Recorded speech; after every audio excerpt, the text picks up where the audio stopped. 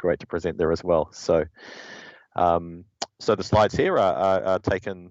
You'll see Dfinity reference. That's the reason.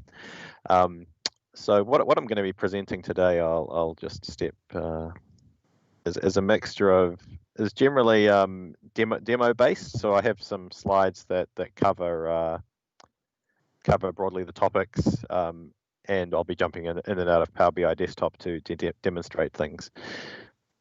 So sponsors from the conference. Pause there for a moment. So I'll just pause on this screen actually. So I've got a bio page which I'll leave to the end. Actually, I won't.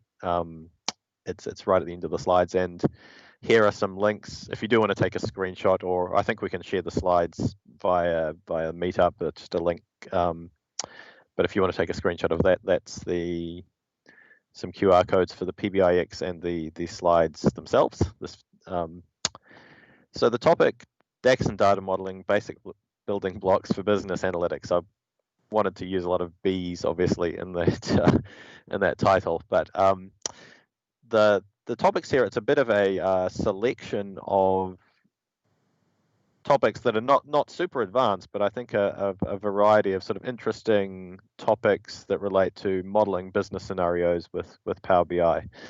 And I've found the topics that I'm covering come up again and again in scenarios that I've dealt with in a work business context, and that I've seen others discussing and dealing with. So so I'll just pause there a moment longer in case anyone wants to grab that, but I'll come back to this at the end if hopefully those QR codes work. Let me just put the chat up in case I need to look at that. Cool. Right, so what I'm going to be covering today, I guess I would describe it as a few tips and techniques that relate to business modeling through Power BI. 6 in total. We'll try to get through them all, and so we'll be talking a bit about date tables, and a bit about measure reuse, a bit about business logic, granularity of your calculations, a bit about handling scenarios, or as an example, actual and forecasts, controlling your measure results with blank, and choosing when you want to display values, and sort of more of an off-the-wall topic, recursion, and I should put recursion in inverted commas, or because technically it's a way of doing the same thing as recursion, but without really doing recursion with DAX. So most of the topics, there'll be a DAX or a data modeling element to them, and I'll sort of jump into the model as we go. So yeah, if you post questions in the chat, I'll pause it at the end of each section to kind of cover any questions that come up as far as possible. So jumping into it. So I'll actually I'll bring up the Power BI model before we. Oh yeah, this title again. So what we're working with here, all of the examples that I go through today will be drawn from this Power BI model, which is actually if I look at what this actually is, it's a pretty typical star schema, and it is derived from one of the sample data sets that Microsoft makes available. I think this is the Contoso one. I've taken that and modified it a little bit to extend, to extend it a little. But essentially, we have a pretty typical star schema with a sales table in the middle, and a bunch of dimensions, which will be relevant to the different topics as we go through product store, a couple of date tables, promotion, and actually a version table.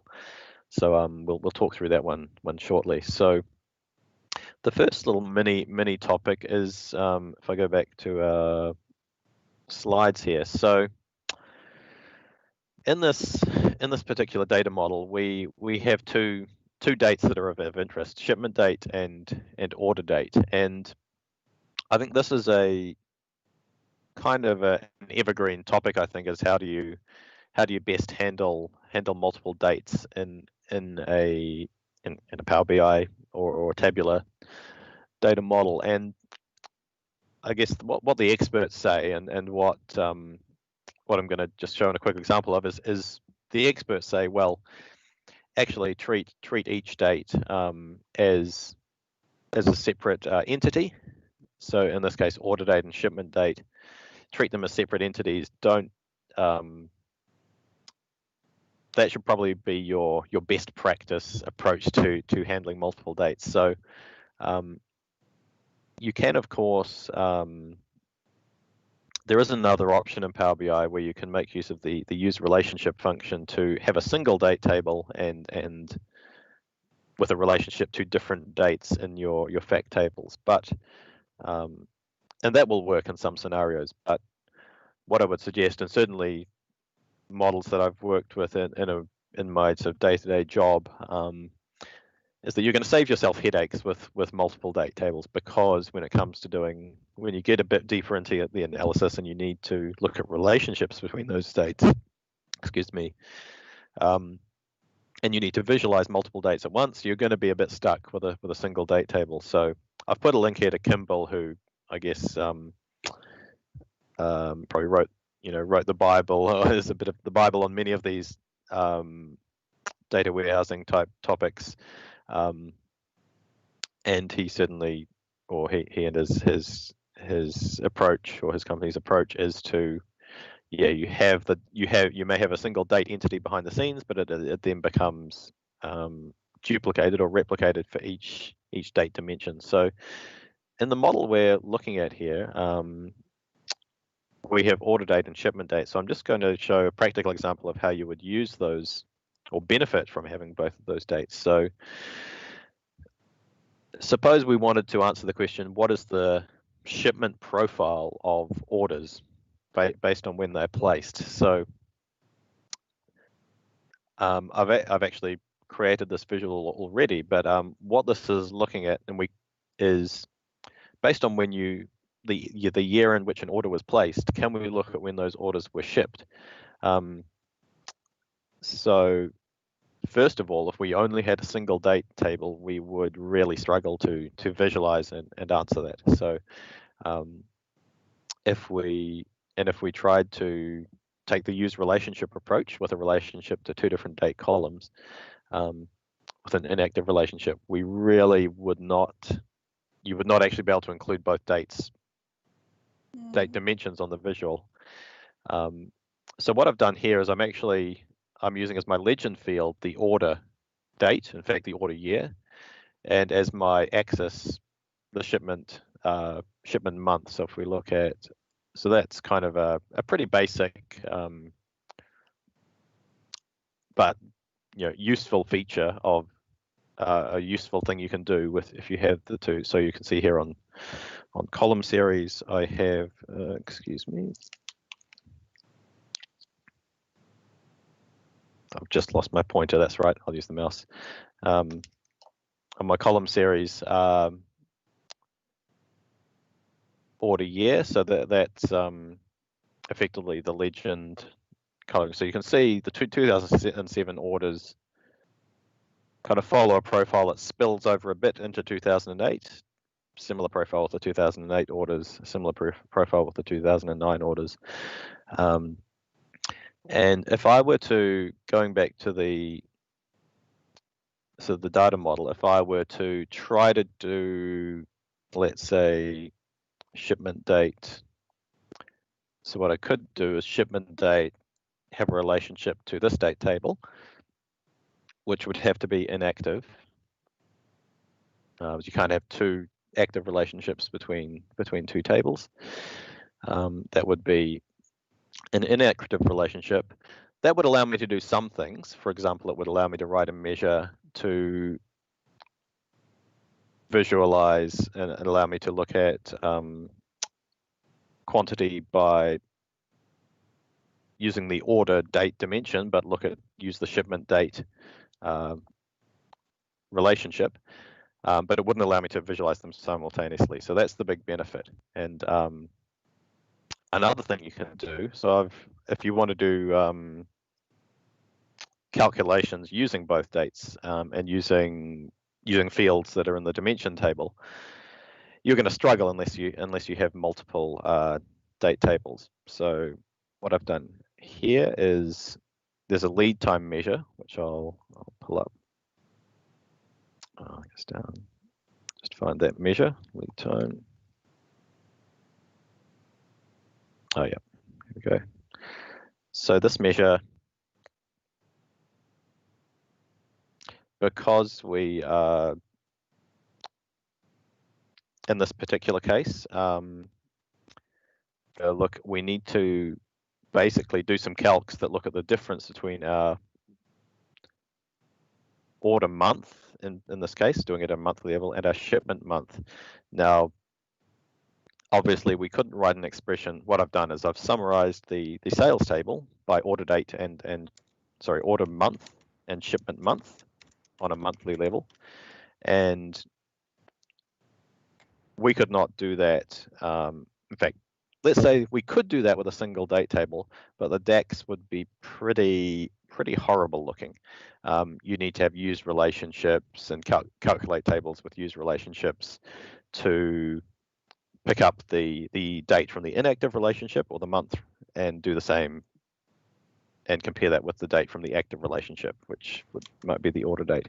So I think when you get beyond the basic level of complexity, yeah, 100% you should be, whether it's manufacture date, pricing date, shipment date, creation date, all those sorts of things. If they're going to be used in your analysis, yes, create a date table for each. So that's there's many more examples you could look at. This is just a simple illustration, but it does then allow you to, okay, now I can look at for the orders placed in 2008 that shipped in Feb. Let's look at what, you then have the ability to filter by both date dimensions at the same time. Okay, so that's my orders placed in 2008, shipped in Feb was 419.7 thousand, 103 million revenue. So immediately that sort of analysis becomes possible.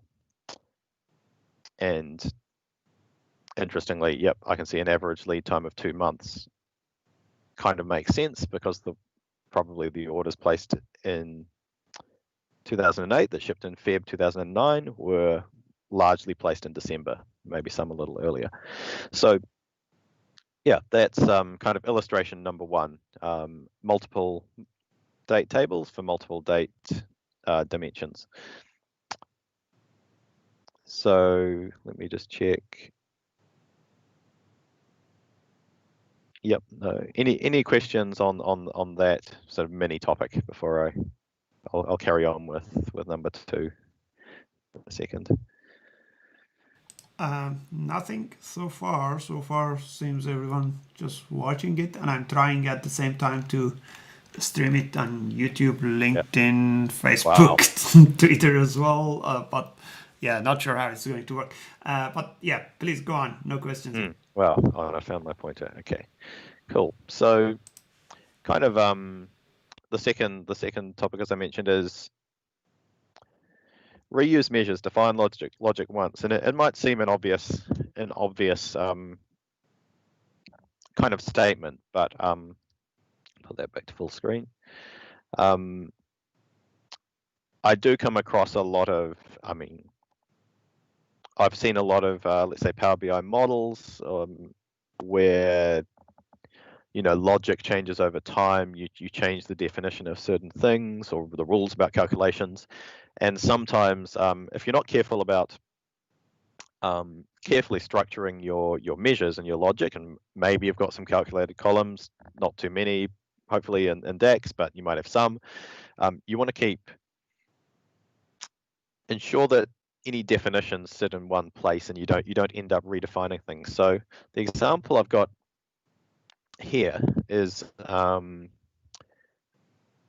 within our Contoso data model, we have promotions. So when promotion key, this is going to work. Yep. When promotion key is 1, let's highlight that one there. That sorry, is not 1. Sorry, when promotion key is not 1, we are in a promotion. So if you're looking at multiple, let's say, variants of your measures, so we've got a sales quantity measure, which is just sales quantity up here. We've got sales quantity last year using time intelligence based on order date. We've got sales quantity promotion, which is based on a promotion key filter. The thing you don't want to do, I'll probably illustrate the bad way of doing it, is to put, you want sales quantity promotion last year. The bad way of doing it would be to put both these conditions into the same measure. Oops, sorry, let's go back. Yeah, let's jump back to, sorry, skip the slide. I'll jump back to Power BI and let's just do an example of the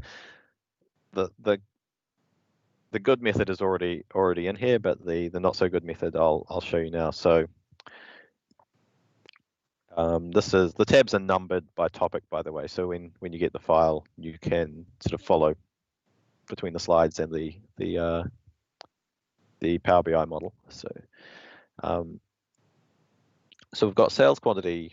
I'll just look at the measures here. Sales quantity promotion. We just looked at promotion key not equal to 1. Sales quantity last year, just using the time intelligence, same period last year. Sales quantity promotion last year, we make use of the sales quantity promotion measure and apply the last year, same period last year filter on order date on top of that measure. So the not so good way of writing it, if I just illustrate it, would be, let's create a new measure. Yep,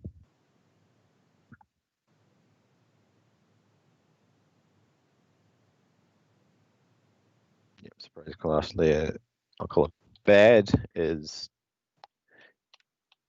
if we instead said sales quantity same period last year, promotion key,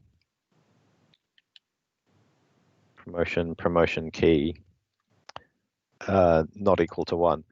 So I mean, it's probably a very simple example. Real examples can be much more complex, but the principle is we don't need to rewrite the promotion logic here.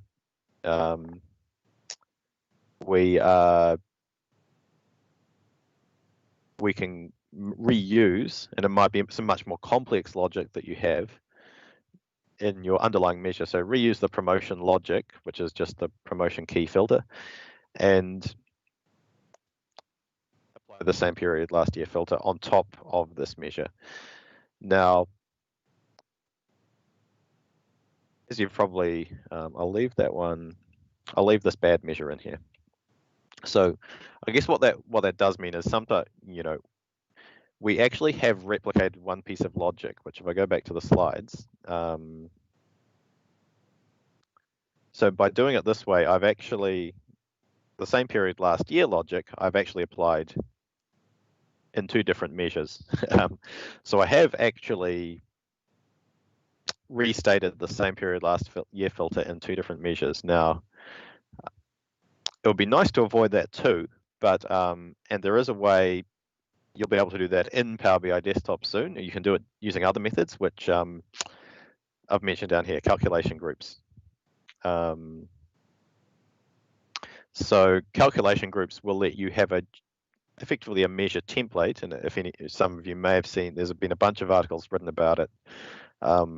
You can create them with a premium workspace, and if you connect with XMLA endpoints, It's not too convenient if you're working in Power BI Desktop just yet, but when that does come out, you'll be able to write a generic last year template measure and apply that to any measure. And similarly, you could write a generic promotion filter measure, or called a calculation item, which would apply the promotion filter. So when calculation groups become available in a convenient way, I'll put it that way, that will make this a whole lot easier as well. I see a couple of. I'll come to your question. I see a few questions actually. I'll come in a second. In fact, I can probably answer those now actually, because we're about to go to the next section. So I see Ankit. Is it good practice to have the measures in a separate table? Yeah, I've done that for this example model. It was just an easier way to organize. So I've used display folders within a key measures table. Now, I'm probably not from what I've heard from, let's say, some of the experts out there, it is good to actually have measures in the table that they relate to, where possible. And actually, I mean, the one reason to put them in a separate table is just organizational purposes, and your table will appear at the top with a little measure icon. If I go there, where are we? There we are. Yeah, with a little measure icon there. I think it used to be the case that for the Q&A feature, it helped to have measures in the relevant table. I'm not sure if that's still the case. Yeah, I wouldn't want to give the final answer on that, but the latest advice I've seen is to put them in the table that they relate to, and actually hide all the columns of the table that, in your fact table, for example, you would generally want to hide all your key, so foreign key columns, your underlying value columns, and actually have measures as the only visible objects to the end user. That might not always be possible, but so that's what I've heard. Yeah, is I've seen people recommending more recently, but I'm not 100% sure on the QA whether that situation's changed. But it used to be QA was QA used to be a bit problematic if measures were in unrelated tables. I see. Sorry, it's hard to see who's posted what, but yeah, I see a comment there. There was another question as well, like related to the previous topic. Anthea asked, what if you want to display a volume of shipments based on the volume of orders at two different series in the same axis, same data axis? Sorry, Anthony, I missed that one. Yep. So that is one scenario where the use relationship approach can be handy. However, I would actually let's I'll just do a quick little. Yeah, so if we wanted to, and that's totally a common business, requirement. You want to see orders and shipments on the same axis. What I would potentially recommend is, if you do have two different date tables, as we do, what I would potentially recommend is you, let's change this visual so that it is, I'm going to take that off. Actually, I'm using a column and line chart. I'll take that, get rid of that as well. Let's just see if we can. So yeah, what you could do, you could either use the inactive relationship and use relationship. So you would write it as, let's see if I can create it in here. I'll just create a measure down here. So currently that's showing sales quantity, and we've got shipment month on the axis. So if we wanted to show order quantity by those same months, another option apart from the use relationship, maybe you could use treat as, I guess, as another option. So let's call it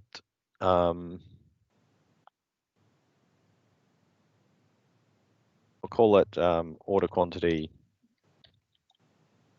shipment month. So the way I would write that one is calculate, not calculated, calculate. So I'll use the base measure, oh sorry, sales quantity. Sales quantity is our base measure. And I would say, and we want to do it by sales quantity by shipment month, or quantity by shipment month. Yeah, so we, yeah, we would clear the order date, remove the order date filters. In fact, I'll just use the all function for now. And I would treat as shipment date, sorry. Treat as values, shipment date,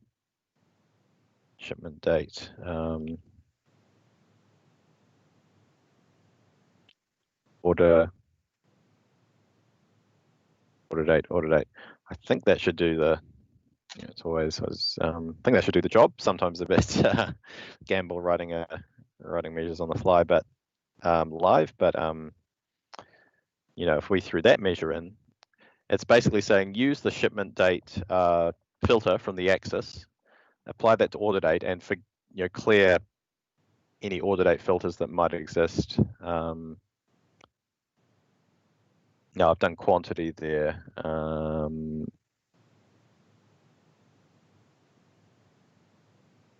Yeah, I think that on a bit of a different scale there. It looks a bit odd at a glance, but that's the basic structure. Yeah, my mind. I'll debug that, but that's another idea. You could use treat as. The other option is use relationship and having the inactive relationship. So yeah, yep. Just checking the questions again. There was a question on, oh yep, on section 2. Yes, we do have the Zebra BI visual. I've been highly recommend these visuals. You can do a free trial, and they're great for variance, summarizing variances. You know, they've got a great. There's a few different chart types within the one visual, so it's really cool. And yeah, I see a question from Shreya. Sorry, this is can Power BI calculate predictive sales based on last year's sales? So yeah, you can do forecasting type calculations, definitely. So if you want to calculate, I think DAX is, you know, if you want a super advanced forecasting sort of model, maybe DAX is probably not the, you can build some sort of modeling in DAX, but it may, at a certain level of complexity, I think DAX may struggle. But if you want to do things, the examples I've seen are things like take your prior year, you know, you could do some sort of, you can derive, sorry, you can do linear regression calculations with DAX. There's some good blog posts on that. I'm sure you can do, I've seen multivariate, linear regression. I'm sure you could do more advanced thing. Anything that relies on your historical data, you can definitely do quite complex calculations in DAX and derive, okay, what's next year based on the history, what does next year look like? So that's definitely possible. Yeah, it gets a little more complex, probably hard to cover now, but there are some. If you search for example, linear regression, or search for, I've seen some examples just based on simple growth rates as well. We use you take sales in year 1, apply a growth rate that's stored in a table, and that's sales in year 2. But that's kind of a simple example. Oh, I see. Yeah, Jeff already answered that. Sorry, I've restated. that. Thank you. I'll probably jump to, yep, and R is mentioned as well as a forecasting tool. Yeah. And the thing with, yeah, I've certainly played around with doing R calculations within a visual. That is an interesting thing to do. Of course, you can build any sort of logic in there. Performance-wise is probably a bit of a question, but yeah, you can certainly do that. Cool. Well, I'll yes, yeah. Follow the comments. There's some links posted there. So that's good. Thanks, Jeff.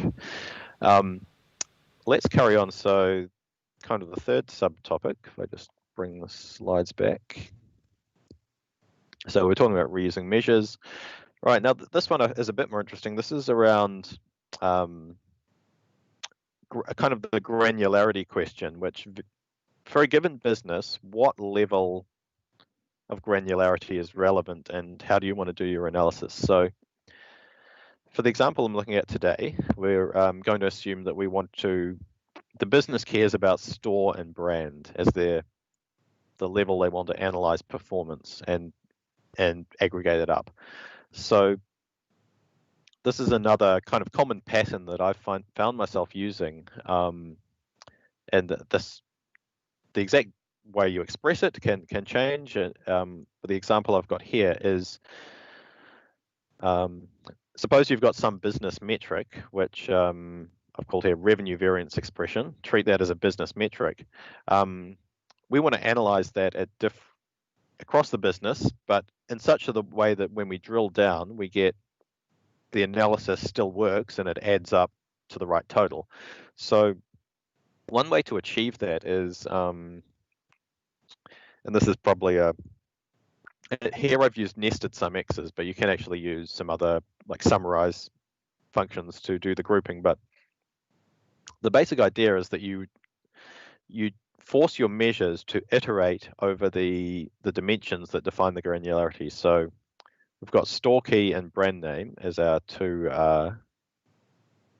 key dimensions. So in this example, I've got sum x over values store key, sum x over values product brand name, and then my metric of interest, which is the, say, revenue variance expression. If you don't do that, if we just didn't do the sum x and didn't worry about granularity, we'd actually end up with our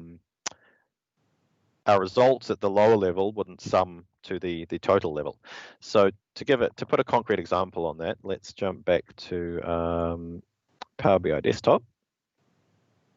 I've called it grouping iterators, but it's this one. Now, actually using the decomposition tree here. So the measure of interest here is this business wants to analyze its revenue variance versus prior year. So how much has revenue changed from the prior year? And they want to analyze it in terms of price, driven by price or driven by quantity, but at the store and brand level of granularity. So, and this is quite a nice visual when you are doing this sort of drilling down some dimensions to see how a measure breaks down across different dimensions. So which is now, it's an out-of-the-box visual in Power BI Desktop, or Power BI, the decomposition tree.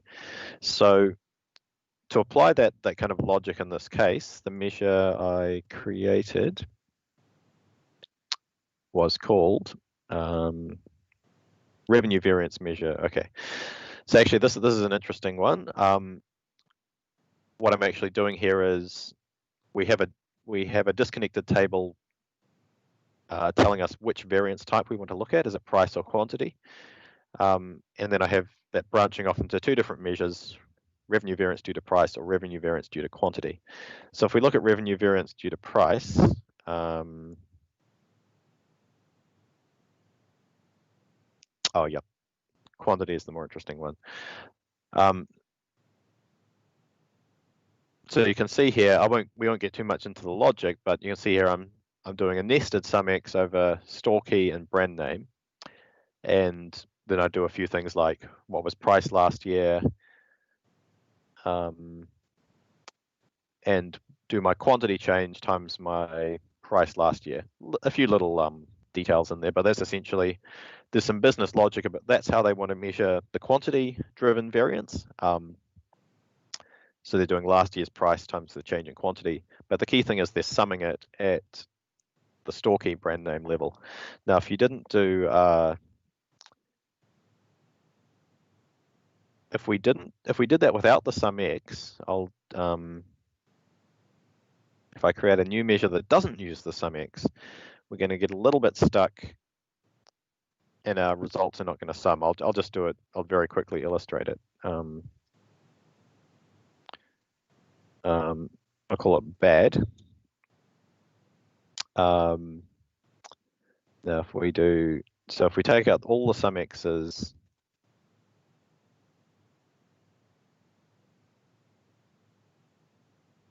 and I simply do price last year times change in quantity,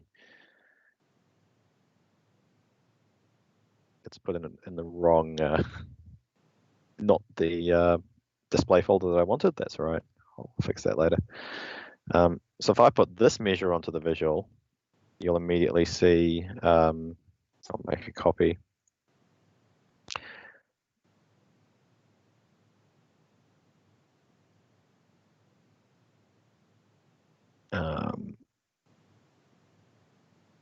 This one here, if I put that onto the visual, and I take out variance type because it doesn't.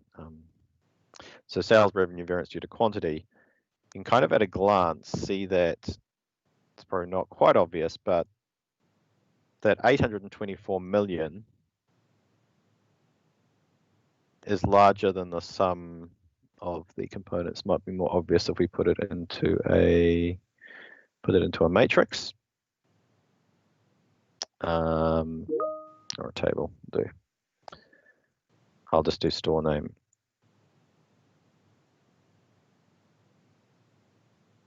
I think what we'll find is if we actually summed these values, we would not get the 824 million. So it's because it's calculating at the total level. This measure, due to the nature of the calculation, is not additive. Does not naturally, give you the same result at a total level as it does at the individual store or brand level. So, yeah. And yeah, absolutely will be. These files will all be available. I'll show the link at the end again, or I think we can post them up on the Meetup page. So that's something to watch out for if your business, and I think it tends to be accounting teams and sort of financial performance analysis teams, that you want to break down your variance analysis. If that analysis has kind of non-linear calculations involved, you need to create a granularity aggregation type formula like the one I did here. So yeah, with a sum x, it can be over some sort of summarized table, or it can be sum x over a couple of different columns nested. Cool. Yeah. Any questions on that particular section? Or I realize we're coming up 1:45, so I'll probably I'll forge ahead. I think probably better to go ahead. We have just like 15 minutes, so. Yeah. This number 4 is a kind of a quick one, but just a little tip. When you're working with, I find typically it's if you're in doing forecasting work or business scenario analysis, you will end up with a lot of different the same data, same variance of the same data set, different, effectively, you can think of them as snapshots or versions. So my advice here, after working on this sort of reporting, or working with this sort of reporting requirement, and I'll be interested if others use this method as well, is you basically stack. You want to avoid multiple fact tables, because as soon as you might have a budget table and an actual table, or a forecast table and a budget table. As soon as you have those tables separate, you need to write separate measures or do some measures that span both tables to come up with your to produce your required metrics for your reports. So my advice to minimize your workload is to stack your versions into one table. So in this case, the sales table, but you have a version dimension or version key within that table. Relate that to a version table. So you have a version dimension table, and then have an additional comparative table with an inactive relationship to version. And I'll show you what that looks like. What that lets you do is, obviously you can filter on version from your primary version table. And you can also, with this inactive relationship here, you can filter on a comparative version, write some DAX to ignore the version table and use the version comparative table. And then you can write a bunch of comparison measures between whichever pair of versions you like. So in our sample model here,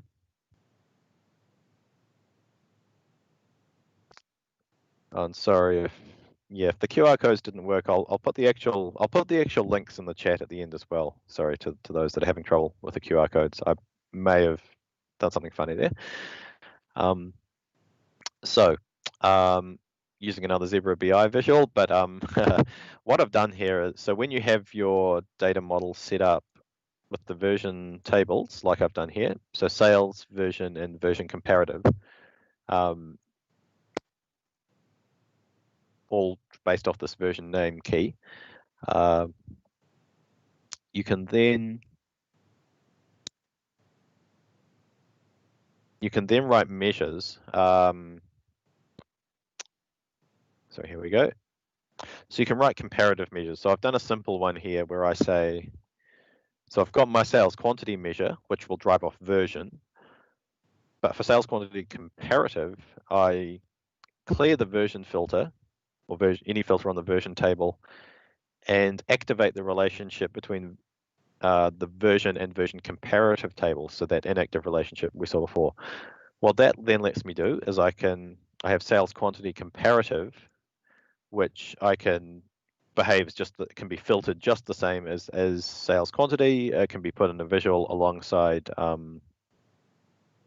What I've actually done here is I've put in this particular visual, the FC or forecast is my comparative version. So the forecast here, I've selected forecast December 2008, and my actual version is actual. So I can immediately compare those two versions side by side. This is quite a cool visual because it lets me I can specify a previous year. So I've got both a comparative version and a prior year version all compared together. So of course the prior year calculation is based on time intelligence, but the comparative version is based on that special measure I created, which activates that relationship. And I'm not saying you have to put all your snapshots or versions into one table, but I think once you get beyond 2 or 3, if you're producing a version every month, like a lot of businesses do, definitely makes sense to effectively append them into the one table. So I'll keep going on and maybe save any questions for the end. I've got two other mini topics to cover. Yeah. So topic number 5. So that was versions. This is I think this can be applied in a whole raft of cases, and I've seen. I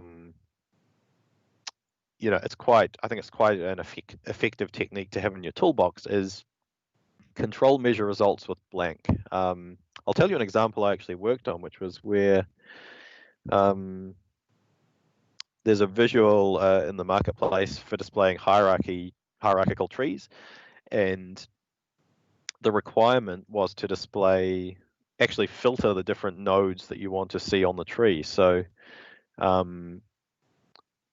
what we did at the time was came up with a measure that said, okay, if I'm in this path on the tree, if based on the fields, the field values, blank out the measure, or if I'm on this path of the tree, leave the measure as is. So that was a kind of complicated case, but a simpler example I'll use here is, so we want to show only countries or brands with an above average price. So what we're going to do in the model is we calculate an overall or average price. In this case, I've used the all selected function to say, give me the average price for my, roughly speaking, my overall filter context. So if I'm on a table of countries, by country, what is the average price across the whole table, based on whatever other filters might be applied. Then calculate so that's variable price all selected. Then variable price is what is the price on the particular cell of the table, if you will. And then if that price is above the average, return that price. Otherwise, by default, DAX will return blank within an if statement, if function, if you don't specify a value of false. So what this means in the actual model of visualization, effectively I'm using the DAX to effectively filter out anything that's below average price. So if I look at the price, if above average measure, it's just what we looked at on the slides. Yeah, you can see I've actually put blank there. I'm going to delete it out. So what I'm going to say is we don't need to put blank. So I'll put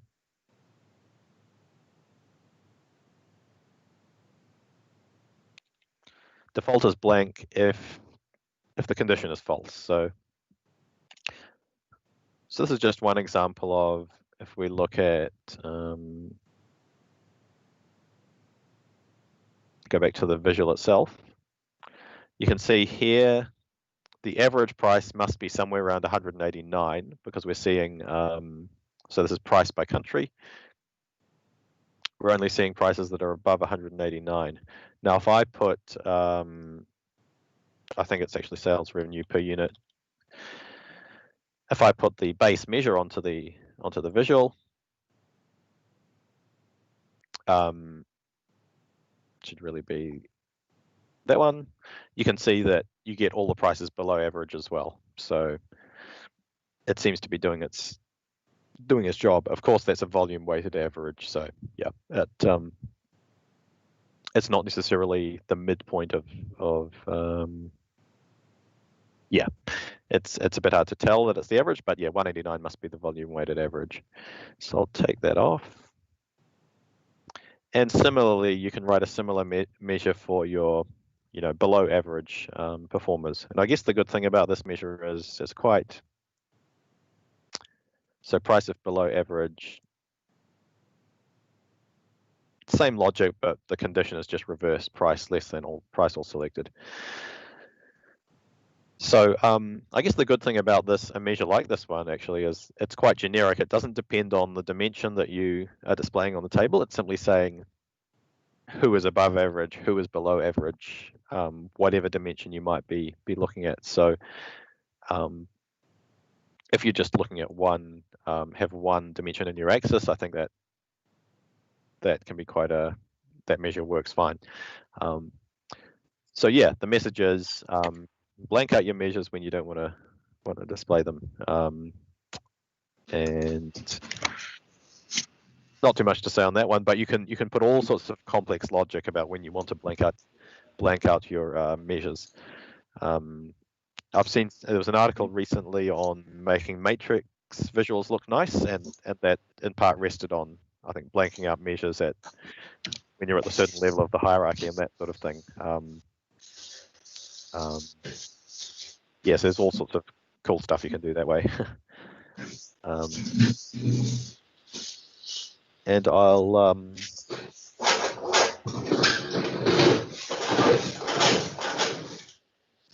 okay, I'll jump into the last section, which is kind of I'd say it's a bit of an off-the-wall topic, but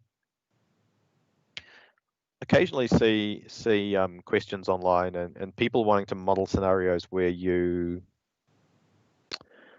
kind of have a recursive calculation and wanting to do it with DAX. So think about things like, if anyone's worked with a financial model or done financial modeling or in Excel, Excel-based models, you can very easily have a calculation like inventory in month 2 equals inventory in month 1 plus production minus sales, that kind of, you can do that very easily in Excel. But if you're trying to do that through DAX formulas, it's actually not possible to directly replicate that. So DAX measures and calculated columns cannot refer to themselves. That's the constraint we have. So, but we can mimic recursive type logic with certain cumulative type expressions with DAX. I'll show an example in a second. If you really have quite a complex recursive calculation, I would recommend pushing it back to Power Query, where you can write some.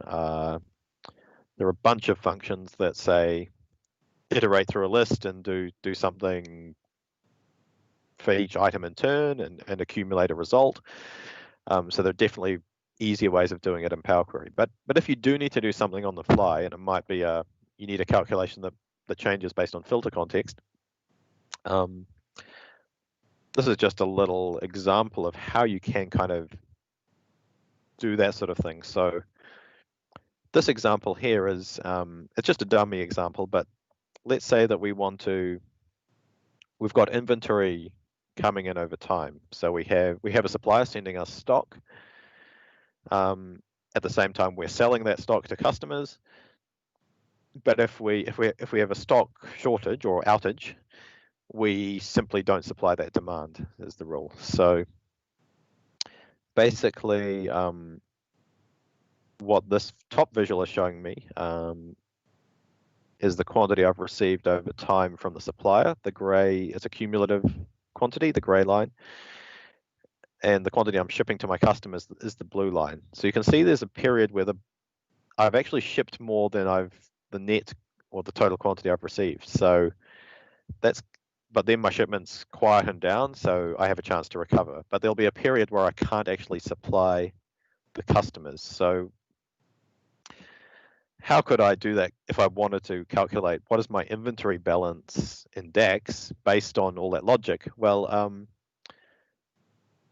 and this is not something I would use often at all, but the basic way I approach it, if I have to do that kind of calculation, is you do two things, or a few things. First, you derive a cumulative. That's not the measure I want. That's actually not the measure I want. Sorry, where are the measures I want? I must be sitting on the wrong table. My apologies. Oh yeah, inventory balance. That's the one I want. Right. So actually, your inventory balance is your cumulative quantity from your supplier less your cumulative shipment quantity. And we can do those cumulative measures using typical time intelligence type or formulas. And the key bit here is that I have a modifier to that where I say, what was my greatest cumulative shortfall so far? And I add that back, and that gives me the right result. So I'll probably leave this as one that you can take away and study, but basically you look at over time, up to the currently filtered date, what is the maximum amount that my shipments to customers cumulative have exceeded my quantities from my supplier. Whatever that maximum is,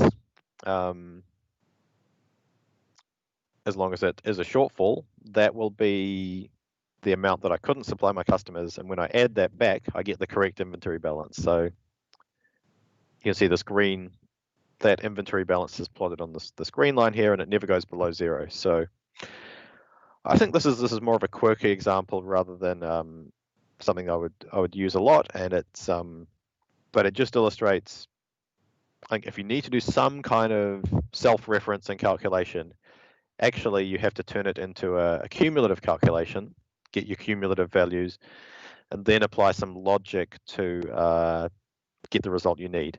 So I'll leave this as one you can study from the file here, but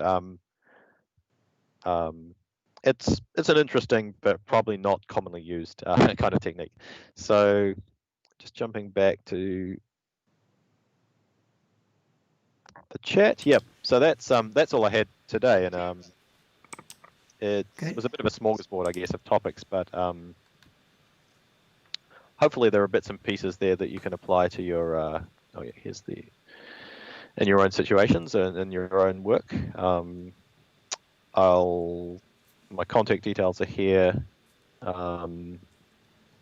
as well, so that'll be in the slides when we share them too. So to see one question, yeah, I may have made an error with the links. I'll just put the I'll just test the links here at my end. I think I shared them correctly. So or you can send me the links and I'll send them to Reza. Yeah, Reza Yep. can share. Yeah, thanks, Reza. Yep. Okay. And on the question, Sandra, do you normally use DAX Studio? The answer is yes, I use DAX Studio quite a lot. I think definitely for debugging measures these days. Yeah, often debugging measures, especially complex measures. I'll go into DAX Studio. I would also recommend, Tabular Editor for kind of, let's say, things like bulk measure creation, and occasionally haven't really used your SQL Server Management Studio. If you want to, you can connect to a published model in a premium workspace. I've used that on occasion. Not really. I'd go to DAX Studio more often. Yep. Yeah. Any other questions? Great. Thank you. I think everyone enjoyed it. So it was definitely great. Thank you. Thanks for your time. And thank you everyone for joining. If you have any questions, feel free to put it in the chat window, but I see no questions so far. As I mentioned, our next meetup would be like in July, and we have Hank and Mitchell talking. That would be like over like around dinner time in New Zealand time. In Europe would be like morning time. Thank you again, Owen. Any last words to say? No, thanks everyone, and it was thanks a lot for